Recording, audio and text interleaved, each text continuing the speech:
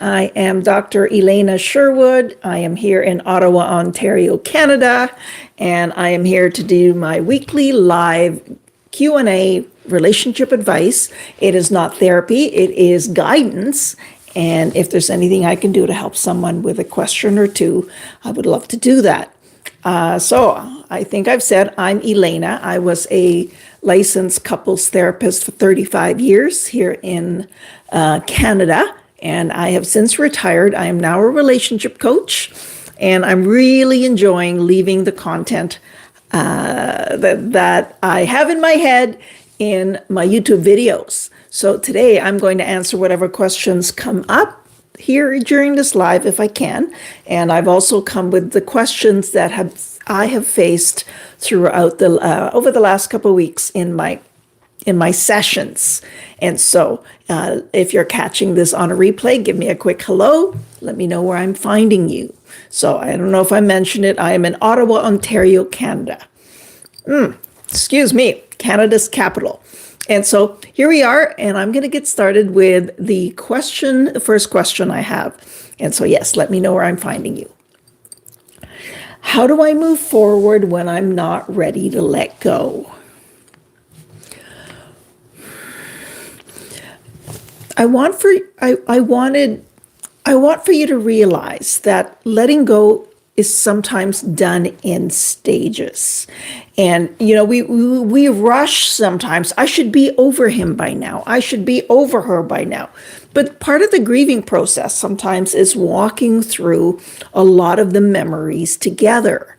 And what I don't want to see happen to people is to get stuck in the past.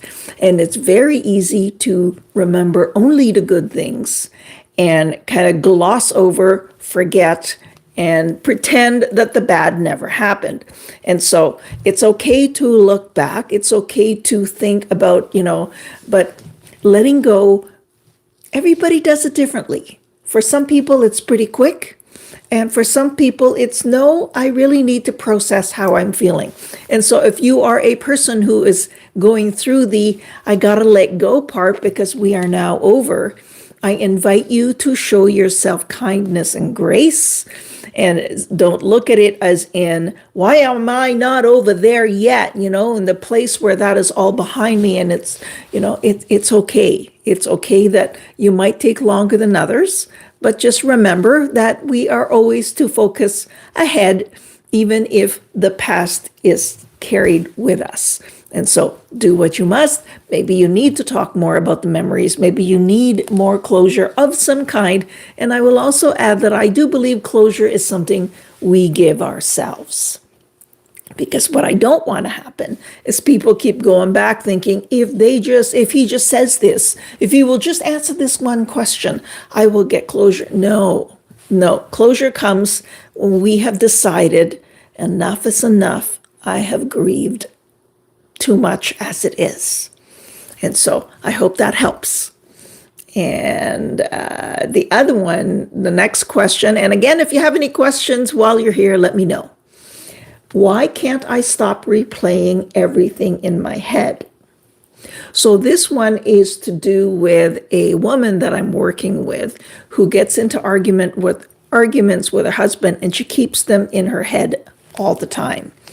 And I congratulated her on taking the time to process what happened, but I also encouraged her to, if there are things you still need to talk about to do with that topic, invite the conversation again. Because it's okay to have for many people, they have such big hearts and they put so much pressure on themselves to do everything impeccably. And we're not that way. We're humans. The only thing we're perfect at is imperfections. And so, sometimes you might need more conversations about what happened. And sometimes it's also telling yourself, cut yourself some slack, be kind to yourself. Hello, welcome. I'm glad you're here. All right, so there's that one.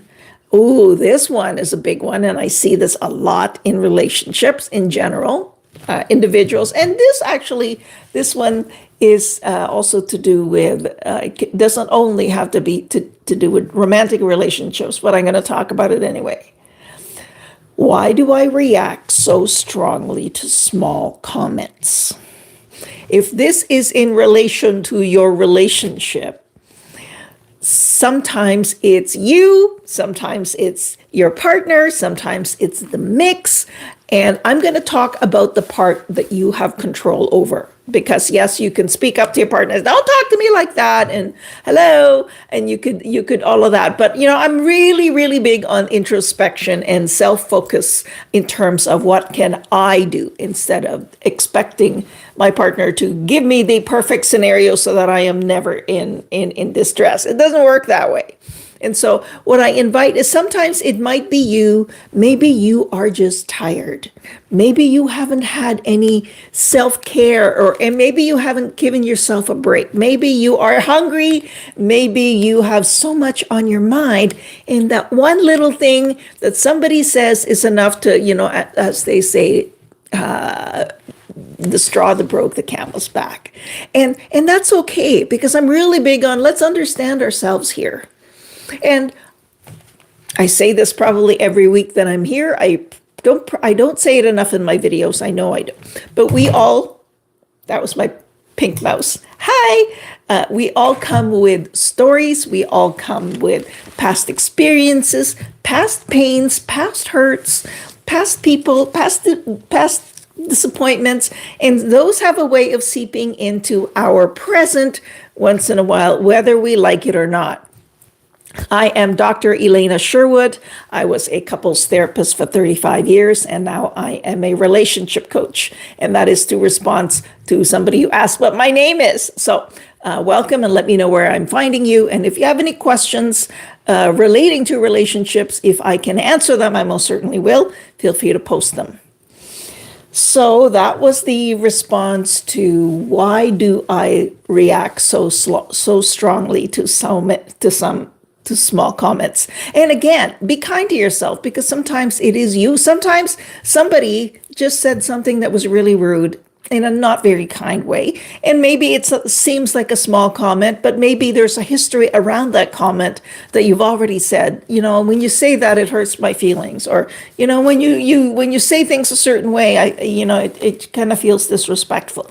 So that's what I'm saying is it's never quite so easy, but it's good to look around at all these little factors I just named. There we go. Thank you for everybody coming in and for all the likes. My next question I'm going to answer is, how do I respond instead of explode? Again, in the context of relationships, I love that people are aware they explode and don't want to do it. And so if you are feeling all this pressure and you want to snap and you want to yell things, it's okay for you to just say, this is one of those moments I don't want to say the wrong thing. So even that is honest, and it's truthful, and it's authentic. And how can anybody take offense to somebody for you just saying, this is a part where I think I might explode and I don't want to? Or you could say, think I'm on the verge of exploding, just give me about 2 minutes, or give me about 5 minutes and I'll come back and explain what I want to say. Or here's another one. You could say, I have big feelings around this. Be patient with me as I try and unpack it. So that's another one. I just seeing a question here. I have recently opened my eyes to how I have been feeling in my marriage. I completely shut down about a year ago, where I couldn't even name my feelings, but I have been working on it. Excellent.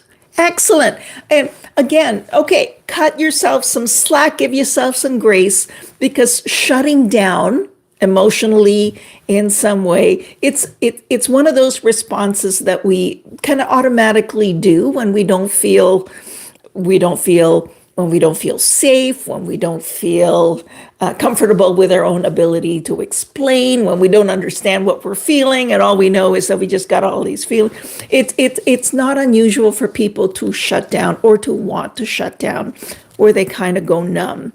And I love the last part that you said here, where you said, I'm working on it, which is I'm working on putting names to my feelings. And so I encourage everyone to know what those are, even if it's like, I'm angry, or maybe you're confused. Maybe you're angry. No, I'm not angry. I'm furious. I am, so find different ranges to express what it is. Actually, it's not anger or fury, it's frustration. I'm just frustrated because I feel unheard or dismissed or ignored again. And again, those are things that a partner can work on when they hear it. And so this is what I'm saying. And so if you are also a person who shuts down sometimes, cut yourself some slack. There's a reason that you did it, but there are many other alternatives to doing that. Yes, I just named a few about understanding your own feelings. And the other one is simply expressing exactly where you are, which is something like, right now, I want to shut down. Right now, I might shut down and I really don't want to. Or I'm working on not shutting down on you. So give me a minute. Again, those little reaches, those little olive branches, those little extensions of truths can go a long way. I mean, that's kind of it, right? It's a big picture, and it's never quite so easy in black and white, no matter how much people would lead you to believe. I've been married 35, 34, 33, 1990, 1996.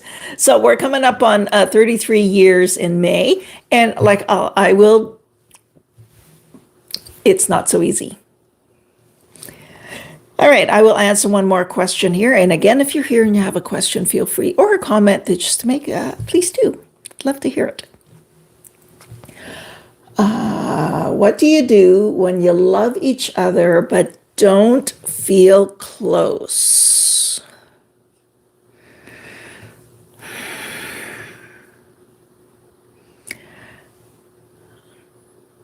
You talk about it. You say it exactly like that question. I love you, but I don't feel close to you. Or, I don't know what happened, but I feel some distance between us. Because the easiest thing to do would be to ignore it and to pretend things are going to get better on their own, and they usually do not. Sometimes it'll take some kind of external event or something that'll force the two of you to deal with it. And I would rather you not wait for something I would rather that you deal, because that is the path towards, you're together, and now there's this distance that's grown, you don't feel close. And unless you willingly, intentionally, purposefully try harder to reconnect and to re-engage, there's only one other direction that goes. And it isn't a good one if you're with someone you really, really love, and if you're with someone who really, really loves you. So that is my suggestion to the question of, what do you do when you love each other but don't feel close? You do what you can to get close. And I'm not talking about a romantic tropical vacation to Tahiti. I'm talking about you start talking. You start holding hands and you look each other in the eye. Powerful, powerful. Hold hands and eye contact. I feel like we're losing this connection. Can you have peace and happiness while you know your marriage might be over? Yeah. For some people, and I hate, If you can tell me a little bit more, I would love to, elaborate if you can. If not, it is possible, yes. There are many people that I've met them in my sessions that they already know it's over and they're okay just kind of living together, being married, even if it's not what it used to be, it's not what they wished it was. But they're just at the point where, I have happiness in my grandkids. I have happiness in the family that we've built. I love my community. And now what I do think is a person can feel that for a while, and then at some point it may feel so lonely, or they may admit to feeling, might not be in your situation, but they may admit to themselves or find themselves feeling terribly lonely. Because as you know, the loneliest place is being with someone where you're unseen. You're much better off sitting in a room by yourself. You wouldn't feel so abandoned or dismissed or invisible.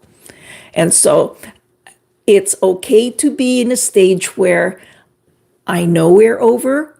I have no interest in doing anything about it. Nobody gets to judge what kind of decisions you make. What I do invite for you, however, is to be as honest as you can with yourself.